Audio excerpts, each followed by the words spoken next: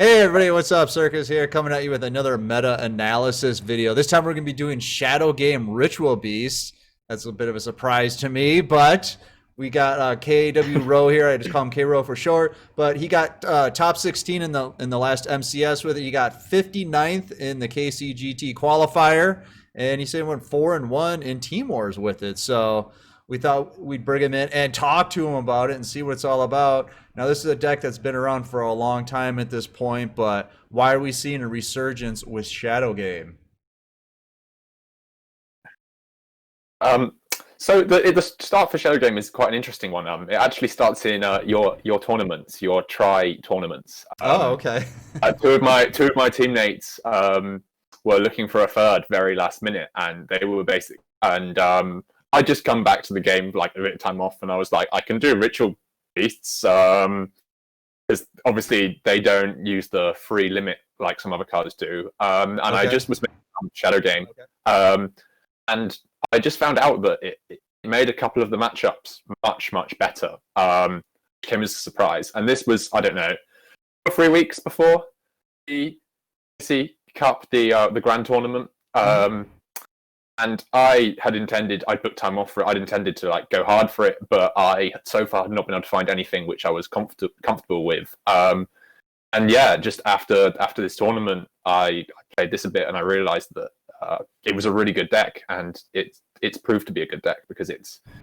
Yeah, I don't think I'm someone that could have achieved like top 100 playing like a pure meta deck. I needed to find something a bit off the wall, and this has been that. So it's great. Well, with this deck, you're obviously banishing more cards than you're putting in the graveyard, so that plays in your favor, right? Yeah. So the main advantage of this deck is I know that you have Neg1 on here quite a lot, who's a big Crystron fan. Well, this is found the best Crystron counter I could find. I personally hate Crystrons because they're really expensive. They're over like 7 different boxes, and when you just come back to the game and you don't know what's going on, and someone is banishing this and banishing that and searching their entire deck, it just feels a bit unfair. And I was like, well, I'm going to find something that beats this if it's the last thing I do. And yeah, like they mill so well, not necessarily mill, but they send so many cards to the graveyard every turn. They're a very defensive deck. They sort of out-resource and out-value people. So I was like, what if I could just slowly burn them down and defend myself? Ritual Beasts with Winder and Petal can do that really well. So that was watching Ritual Beasts versus Crystrons is like one of the hardest matchups to watch in a tournament. You know it's gonna be a long match, right? yeah, for sure. It's one that the timer can come in. Ritual Beast is definitely very timer sensitive. Because, for people that don't know, obviously the toggle comes every single time your opponent makes a play, because you always have the opportunity to tag out on fusions. So about 10 times a turn, you're like, no, on your phone, just letting them know. But that takes a couple of seconds each time, and you can end up on 5 or 10 seconds left by sort of turn 8 or 9. And Crystrons is another deck that's a problem with. Those matchups can be interesting, and it sometimes just comes down to whoever's got time to make the plays at the end. Yeah, and if you're just doing the standard Canahawk, take them back, search a card, that could take like 40 ticks off the timer. You know, it's a series of plays to do that, you know, and just that one move alone can eat up a lot of your clock. And I mean, how many of those can you get in a game, really? 3 maybe? Yeah, you can do it. You can definitely do it 3 times. So I think one of the rite of passage to being like a Ritual Beast player is your turn 1 combos in your hand. So when you open Elder and you open Hawk and you want to do your plays where you search 2, how quickly you can do that, just how on autopilot you can go Elder, Canahawk, banish, search. Right. And you've got to be able to do it in 30 seconds or so, because later in the game your time is just going to be low on those long games. Right, because the timer becomes a legitimate win con after a while. I can run this guy out of time and win this one. So I see in this one, you say you're just coming back to the game, but somehow you already have 2 Fiendish Chains, so I'm thinking you have pretty deep pockets there. I haven't been it's COVID for everyone right now, and I understand that that's hurt people a lot financially. But I managed to keep my job. I was actually working way more hours at first, and I'm not spending anything now because pubs are closed. So I had some spare cash to burn, and I actually got lucky on one of the chains, and then I just thought, right, two is enough. Two is fine. Yeah. So I went in for another one. It did set me back a little bit, but maybe not quite the 250 that I just saw you drop for oh, let's not even talk about that. So I see one Canada though. That's kind of weird, right? Just a one of. Why won't you do three Bloodgate? Is there a reason? This is a budget reason as well. I basically didn't want to go into that box again for a single Floodgate because there's nothing else of any value in there. And also, again, with your Tri-Link tournament, there's a free card limit over everything. And oh, okay. All right. My teammate Scorpion was like, I really want to run a Floodgate. And I was like, just one? That's a bit... And I was like, I suppose I could put a Canadia in there. I don't have the third Flood anyway. It works. Yeah, I found out that it didn't make a big enough difference that being there are some matches where it's better, and I would recommend if you've got free Floodgate to try it with free Floodgate over Canadia.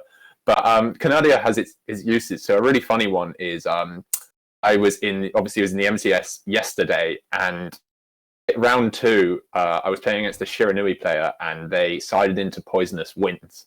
Oh no! I was like, anyone that doesn't know, Poisonous Winds is the ultimate anti-ritual beast side card.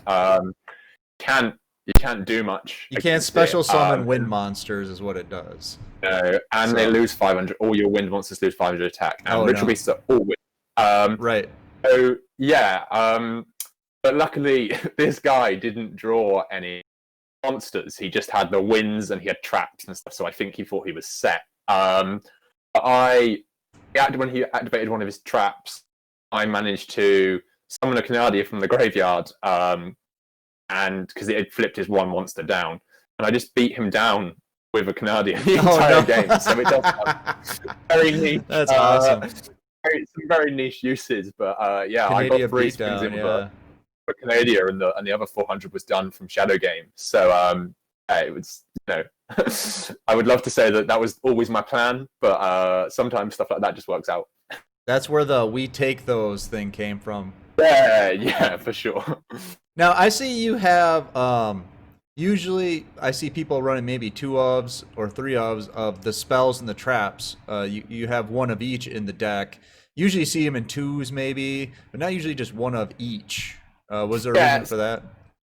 So basically, I think the biggest difference between this and standard Ritual Beast decks is that I decided that Ritual Beast's main problem was bricking. They can basically beat every deck in the game when they draw their great hands. There's a couple of counters to it, but it's a pretty powerful deck when you get going.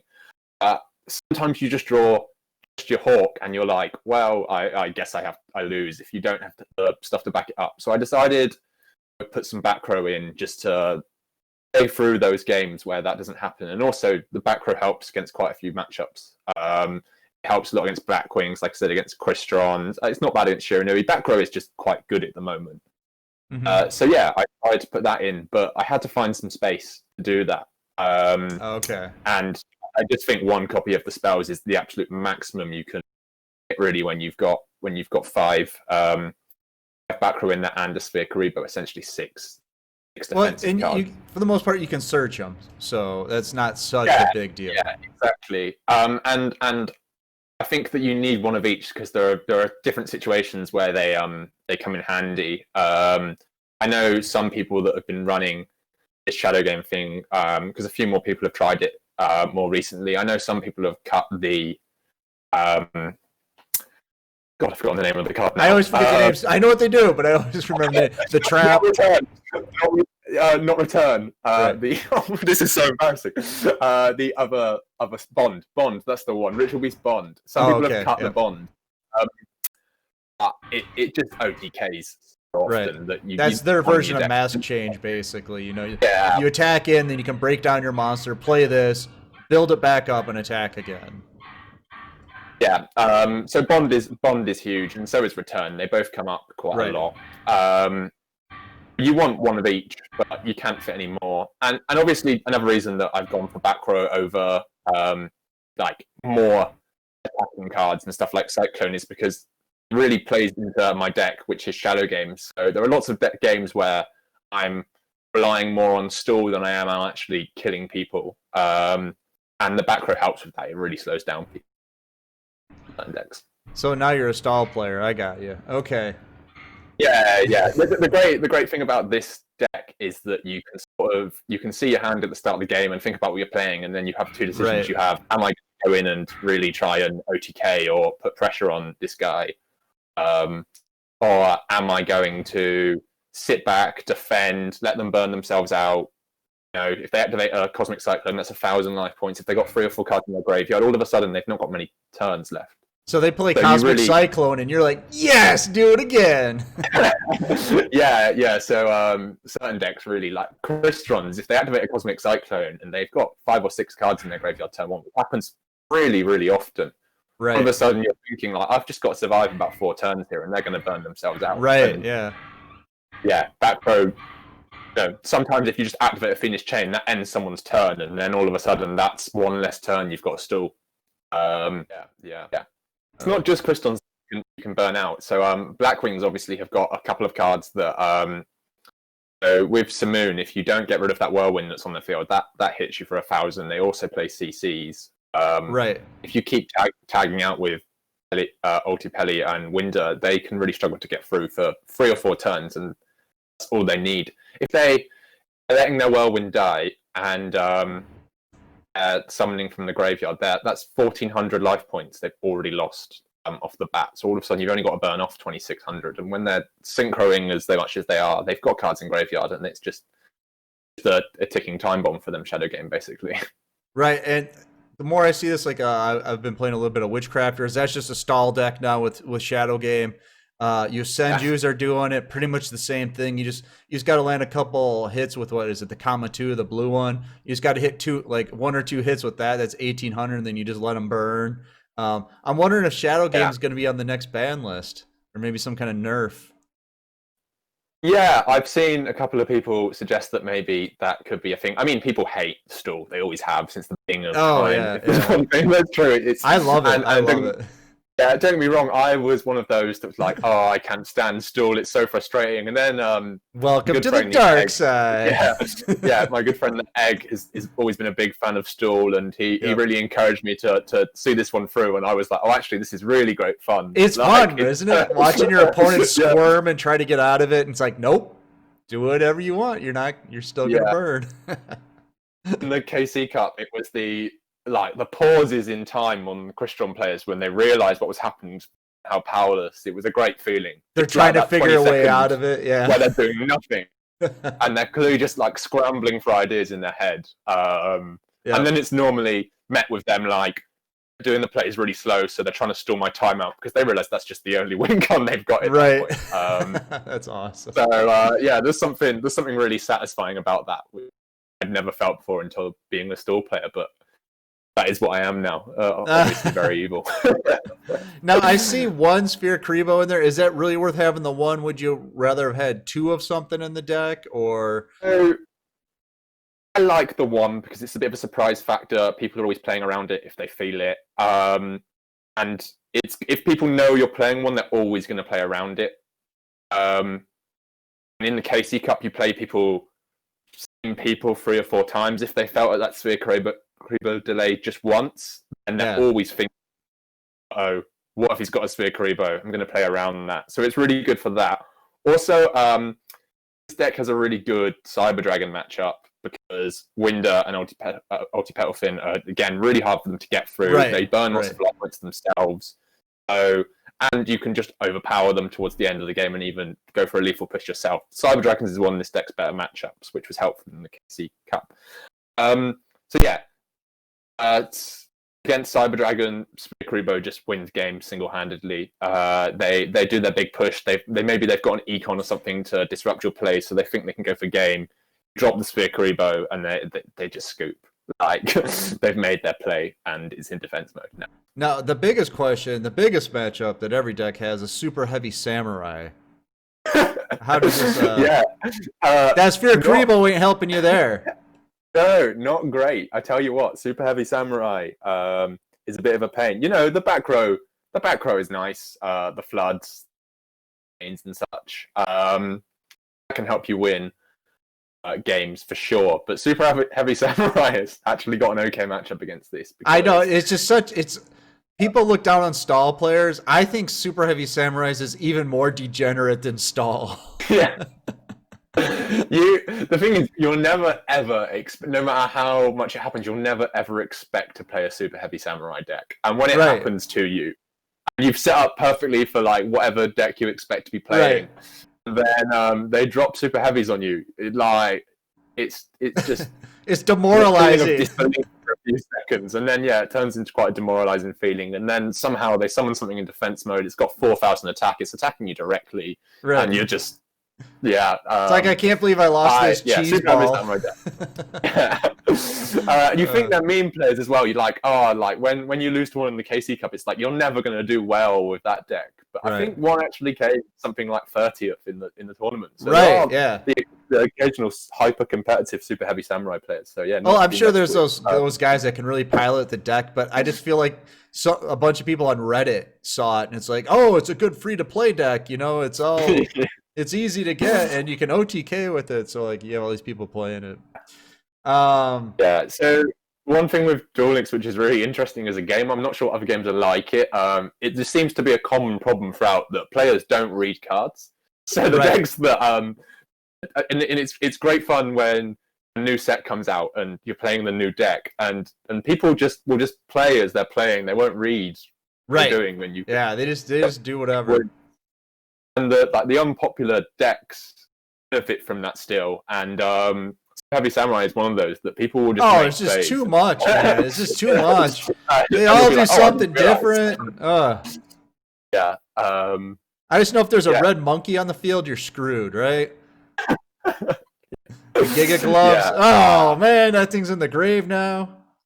You just have to scoop up. Yeah, so to end this tangent on Super Heavy Samurai, it's terrible for this deck. But luckily not too popular, so you do only have to deal with a few of them. Unless you can stall for a turn, right? Not die, and then get Pinky out on the field, send their monster back to their extra deck, something like that. It's not like 100% for them or anything like that. It just they're quite favorable. Right. Okay, so play style of this deck, like we said, it's just a slow, methodical stall. Like you're saying, you just got to kind of wait it out, try to burn people out, let them kill themselves, because at first they're gonna be like, I'm gonna do this, I'm gonna do this, I'm gonna do this, and they go through all their plays. They're throwing all these cards in the grave, and you're like, thank you. Go ahead, keep going. I'm gonna actually let you go through all the way through your synchro. I'm gonna let you do everything you want, and then I'm gonna floodgate, and then now you have 5 cards in the grave. Thank you. Yeah, for sure. It's a lot of it, especially in certain matchups like Christians and Blackwings at times and Cyber Dragon. You are just playing defensive the whole game. There's no reason to attack because they're going to burn themselves out. Obviously, you can attack just to that little bit of chip in the same way that your Senjus do. You don't need to. So what you're thinking about is resource management, really, just making sure that you can pair off wave against wave against wave of their attacks, and they only get 3 or 4 and then they're dead normally. You haven't got to do it forever, just long enough to find them out. Because it's a different play style when you're doing defensive play, because then you're just like, all right, I just got to be able to like defend once, and then that's going to be 500. Okay, if I can defend a second turn, okay, that's another 600 because I used another card, and it's a different mindset than, okay, I'm just got to go in and get over their monster, play through their back row, stuff like that. It's just kind of like, all right. It is hard. Because against other decks and at certain times in matchups, you do have to flip that mindset and think, can I find lethal this turn? Because, for people that don't know, Ritual Beasts have got this great card. It has a name, but people just call it Pinky. It's a little dolphin, and it can Ritual Beast to bounce something, and you can get it off twice in the same turn. So there's some really easy ways to push for an OTK. So you have to constantly be aware of that too. So one thing with Shadow Game is that sometimes people will see it and they'll just pass because they'll be like, you can't OTK me, like you're playing a stall deck, it's fine. And then you just summon you summon Elder and you summon Hawk, and that's an OTK. So you can do both. And yeah, managing that can be hard at times. I'm not gonna. If you're a new player trying to learn the game, I wouldn't recommend this deck. I've been playing it on and off since it came out. I still misplay with it all the time, and so does everyone.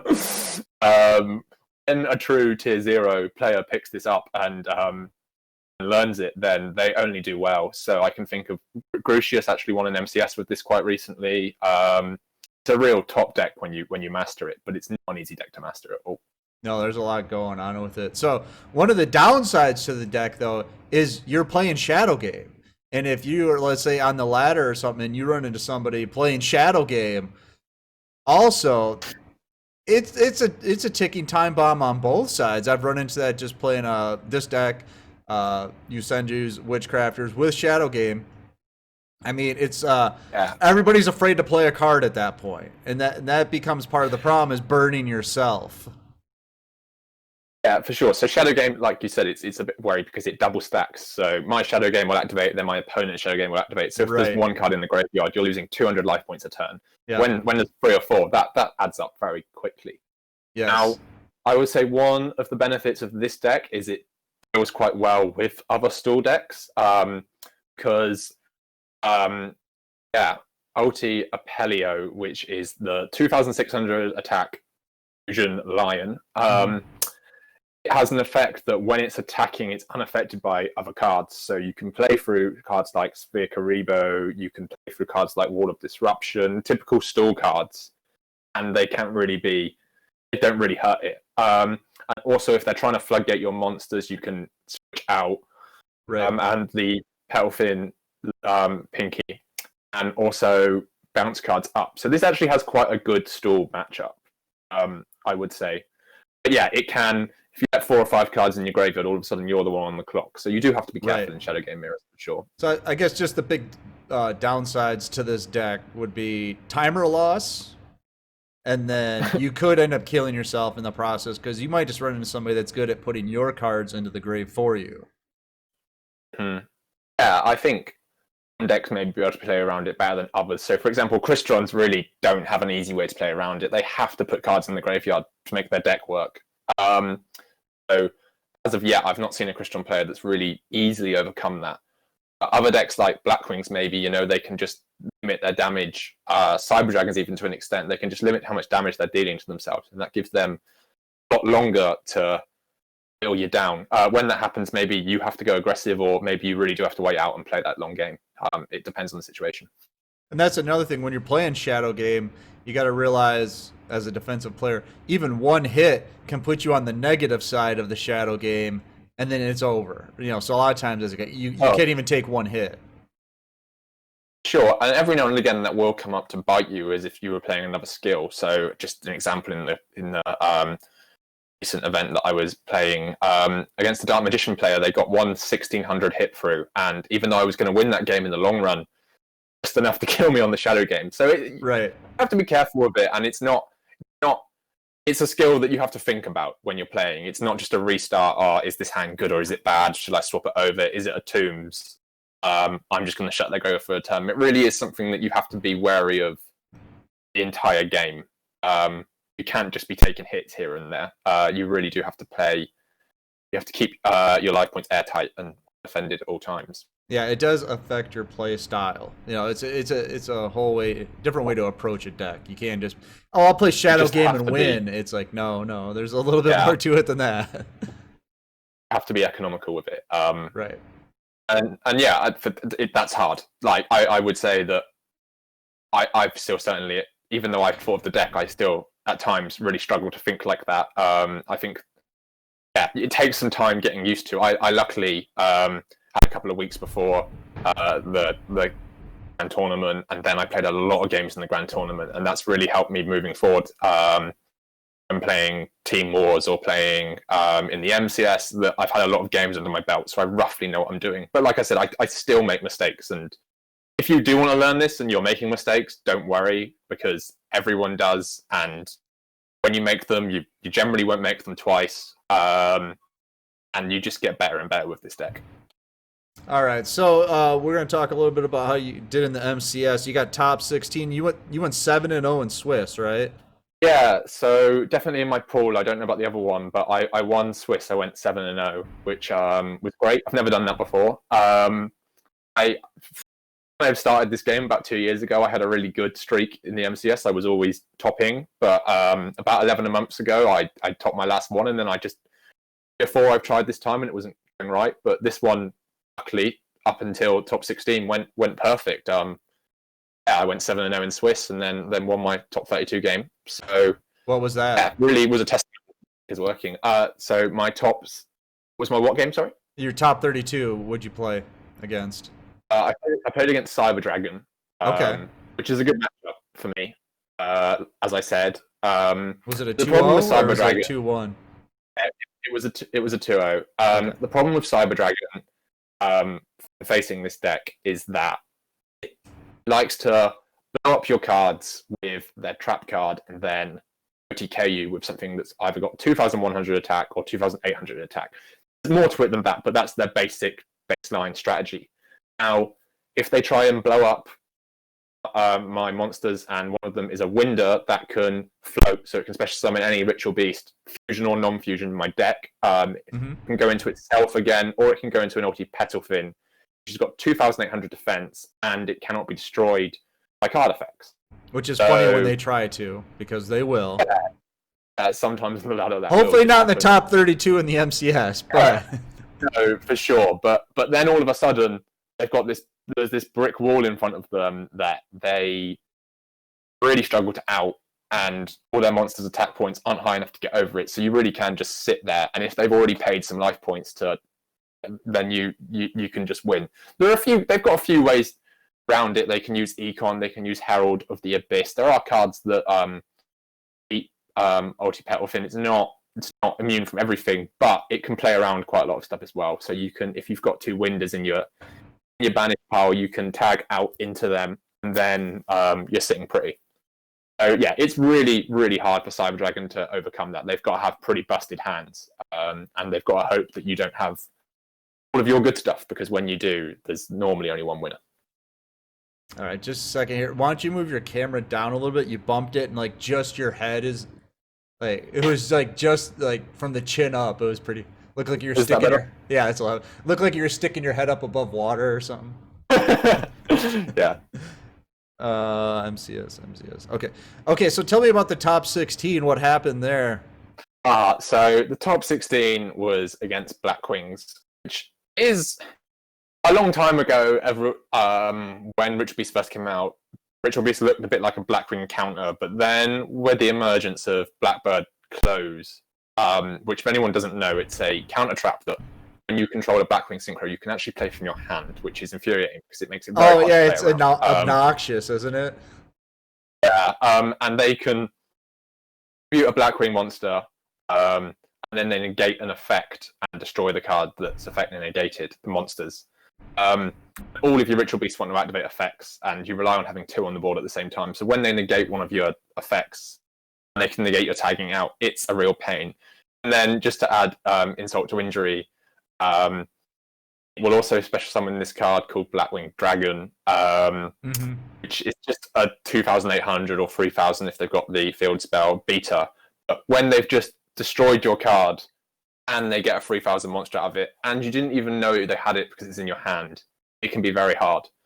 So sometimes the matchup can feel a bit like you win unless they draw their Blackbird Close, then they win. It's a little bit like that, because it really does mess up your place when they use it. And yeah, unfortunately, he drew it 2 out of 3 games. So it was rough. Now, the third game, I fought for a little bit. I managed to play around it, but it was a really long game, but just too many turns of him being able to attack. And the thing that actually won it for him in the end is he played a card called Star Eater in the extra deck, which is really uncommon, which is why I didn't play around it. But 11-star Synchro, and he just had too many big monsters out, and they were all bigger than my 2,800 Elfin. So he broke through the turn before he was going to burn out, which is hard to watch. Frustrating, yeah, it's frustrating. But sometimes it happens, you know. And I'm still really happy with the event because until there I was undefeated. I was 8-0. And yeah, the MCS is really the biggest tournament in Duel Links next that's not run next by to the Battle Phase series, of course. I mean, yeah, of course, next to the Battle Phase series. yeah. Yeah. So yeah, it was pretty annoying, but at the same time, like unfortunately, your luck has to run out at some point in the day. Right. And, top 16. It didn't happen on stream, didn't it? No. So luckily on stream they saw me going 7-0, which was nice. So Perfect. That was a real high. We'll just remember that perfectly. But that doesn't matter. Like I won in the end of the day, so that's what I'm holding on to in that. So that was a nice point.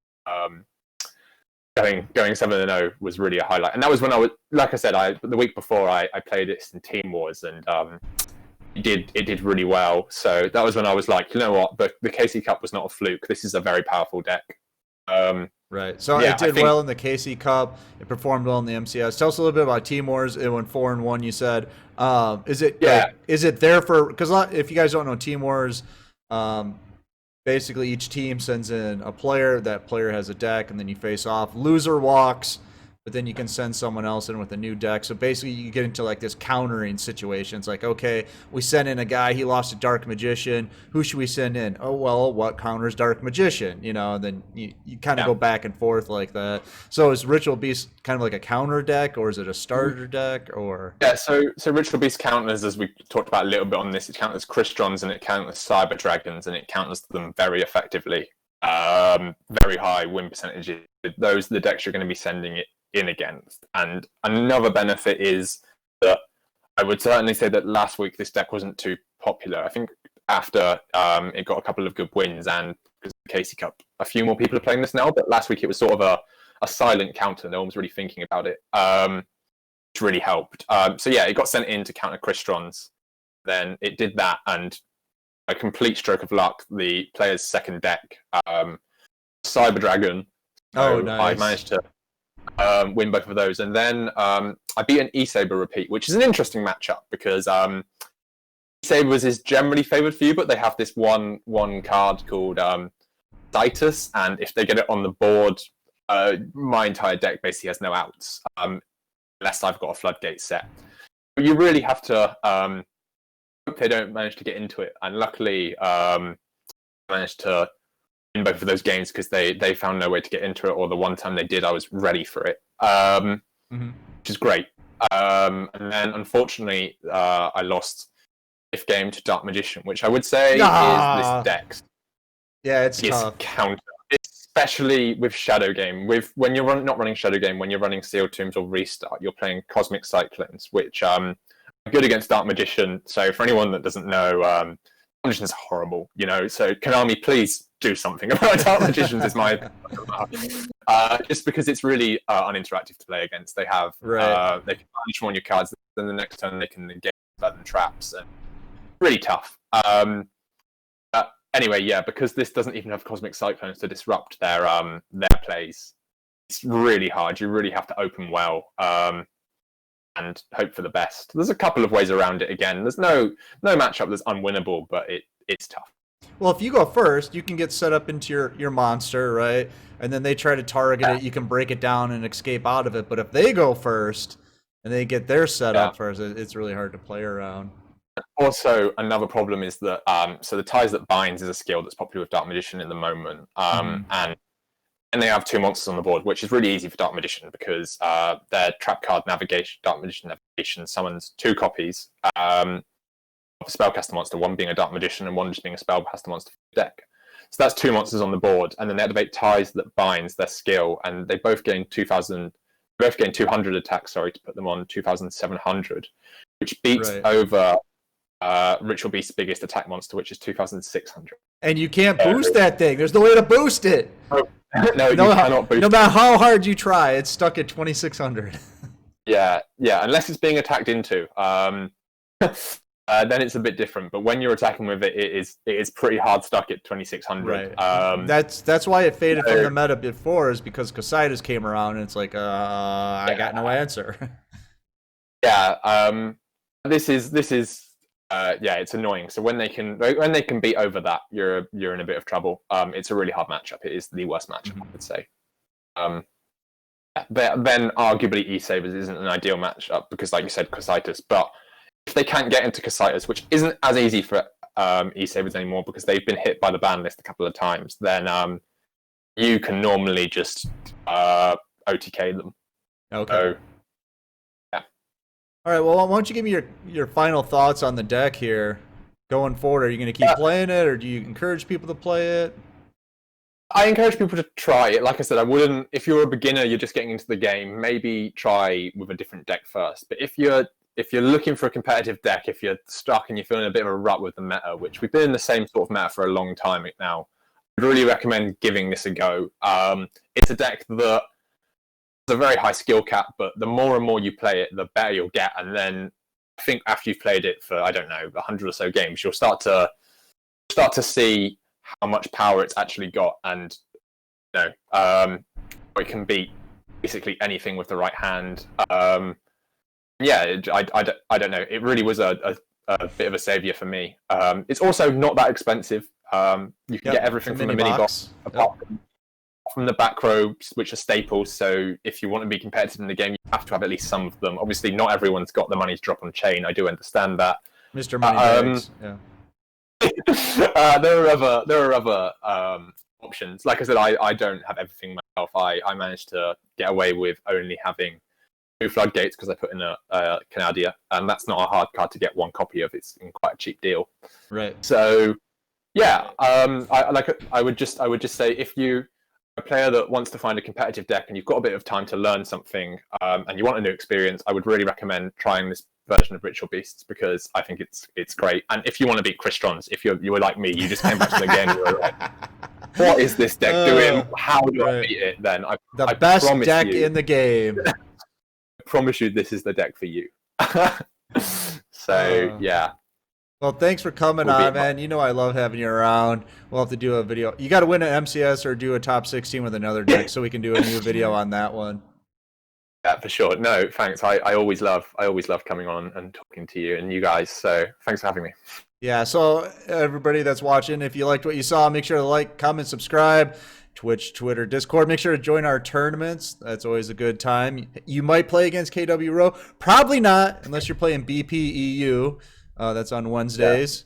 Yeah. Make sure to check out Gamersupps. Use the link below. You can get 10% off. It's great. Tastes like Kool-Aid, except it gives you a kick in the ass. Yeah, we'll see you next time. So I'm Circus, and that's Kwrowe. Thanks, guys. See you later.